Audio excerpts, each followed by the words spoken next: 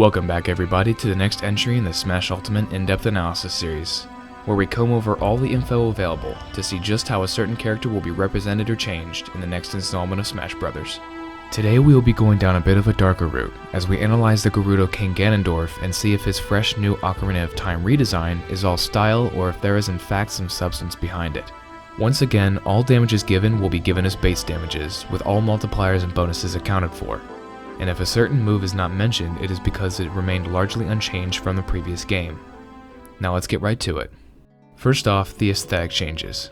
Ganondorf's appearance has been changed to mirror his Ocarina of Time form as opposed to his Twilight Princess form from the previous game. This brings with it many subtle changes to otherwise identical moves, but also brings with it fresh voice clips and new alternate skins to choose from. This new light blue skinned alt, for instance, seems to be based on Ganon's classic appearance from the NES and SNES, and has replaced the previous white and red skin. He also has another blue skinned alt, this one with white hair, that seems to replace the Old Man Ganon skin from Smash 4.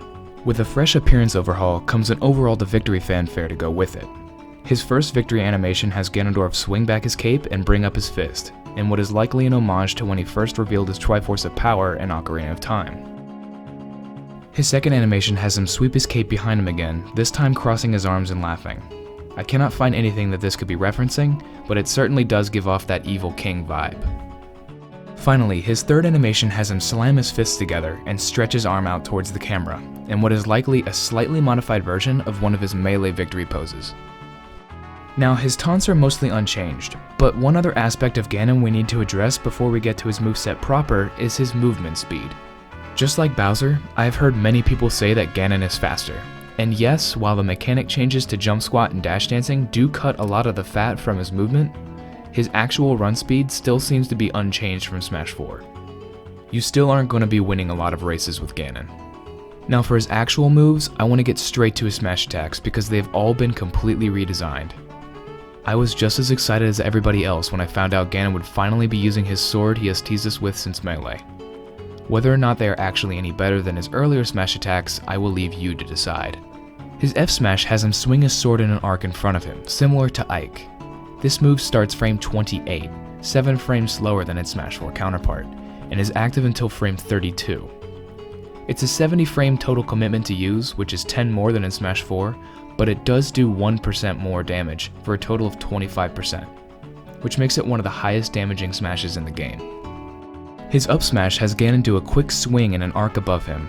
This comes out around frame 19, a few frames faster than in Smash 4, and is active all the way until frame 26.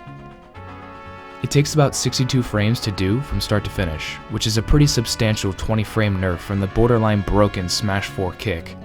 But it does keep its insane 24% base damage all the way throughout the sword, with a 22% sour spot on his arm. Finally, his down smash acts very similar to Smash 4's, scooping up with the first hit and launching away with the second. Only this time he uses his sword to do it. This move has the same startup of 15 frames as it did in the previous game, along with the same damage values, but it should have more range overall. Like I said, I'm not sure if these smash attacks will be better or worse than his previous unarmed ones. That's not for me to decide, but they certainly aren't lacking in power, and the sword should give him more true disjoint on his smashes. His up tilt was one of the most useless moves ever put into a Smash game, but in Ultimate it has gotten a pretty decent buff. It now comes out frame 60, which may seem terrible, and it is, but that's still an impressive 21 frames faster than its Smash 4 counterpart. It has also had 8 frames of end lag trimmed off of it too to complement this. There isn't a lot of footage of this move hitting its mark for obvious reasons, but when it did 24% base damage, which could either be a nerf to its sweet spot or a buff to its sour spot. We simply don't have enough data to determine that at this time. A much more useful move is his jab, which is mostly unchanged but has had its sour spots removed, meaning it will now always do 10% base damage throughout the entire arm and be much more effective up close. His grab has actually received a small nerf, now coming out 1 frame slower at frame 8, but his pummel has gotten a buff. Even though it only does half the damage it used to, it is now almost exactly twice as fast, meaning you can unstale more of your moves and squeeze extra damage in where your opponent would have mashed out before. The only throw to receive any real changes is up throw, which has gotten its damage buffed. The first hit now does 10% instead of 7, which combined with the unchanged second hit brings its total damage up to a very respectable 13% base. As for his aerials, the only one that got substantial changes is up air. It now seems to have had 2 frames of activity shaved off. It used to come out frame 6 and rotate about 225 degrees around Ganon, but now it comes out frame 8 and rotates just 180 degrees to just behind him. This could be seen as a nerf of sorts, but it should still retain most of its utility while matching the new animation better. And of course, with a ticket to Smash Ultimate comes a complimentary gift basket full of landing lag buffs for all your aerials. So it's time for another landing lag lightning round. Ready? Go! Nair has had its lag buff from 17 frames down to 10. This is an absolutely insane buff that could allow the falling first hit of Nair to combo into other moves.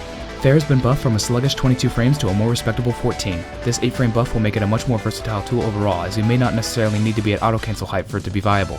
Bear has had its lag trimmed from 19 frames down to an absurd 11. I don't need to go into specifics to explain why a move that does 18% with that little amount of lag is a good thing. Up air has had its lag reduced from 19 to 12 frames. This could help make a great sharking and juggle tool even better, as you can use it at more heights and better catch evasive options. And finally, his dare was buffed from 26 frames down to 17. This is nice, though I don't think it will change how the move is used, as starting combos with grounded spikes is inconsistent at best. Complete! And now for his special moves. Ganon's side B has gotten a bit of a rework. When you successfully connect this move on the ground, you can now act 3 frames earlier than you could before. This allows for much more consistent follow-ups when the opponent misses the tech. His aerial side B can now be mashed out of while he falls, and sometimes Ganon will even die first anyway. This doesn't completely negate Ganon's side as an option, however, as I have seen plenty of people still get dragged down into the abyss. Your mash game will have to be pretty impressive to escape it every time, it seems. Some good news though, is his side B no longer has any RCO lag, meaning if you get hit out of side B in the air and land on the ground, you won't land with any lag, which could come in handy. Ganon's up B, Dark Dive, has gotten a few pretty substantial buffs. First off, it has much more knockback. As you can see here, it sent Link into tumble from 0%. Now I'm usually pretty weary when it comes to analyzing knockback because we don't know factors like DI or Rage, but in this case, either Link is now lighter than Jigglypuff, or up B is stronger. Assuming Link is the same weight as he was in Smash 4, I calculate that you would need a knockback increase of approximately 25% to send into tumble this early. That's a pretty enormous buff. On top of that, when you land an up B on your opponent, you can now act out of the animation a whole 10 frames faster. Combined with no more RCO lag when you land on stage after hitting it, this reduces the chance that you will be punished for connecting it successfully. Down B got its fair share of buffs as well. First things first, it has had its hitboxes adjusted. In Smash 4, the tip of his foot was the sour spot, and the closer hitboxes were the stronger ones. In Smash Ultimate, this is now reversed, with the tip doing the most damage. This, combined with the fact that it has had 15 frames of lag cut off of it, will make this a much more threatening and safer burst option, and might even lead to some follow-ups in the later active frames. And last but not least, his final smash was tweaked a bit. He used to go into his quadruped beast form from Twilight Princess, but now transforms into the bipedal Demon King form from the end of Ocarina of Time. And that is all for now. Thank you for joining me for another Ultimate Analysis video. Social media info and music I used is in the description below. I don't intend to stop these videos anytime soon, so subscribe to see more and leave a comment for which character from the demo you want to see covered next. Thank you.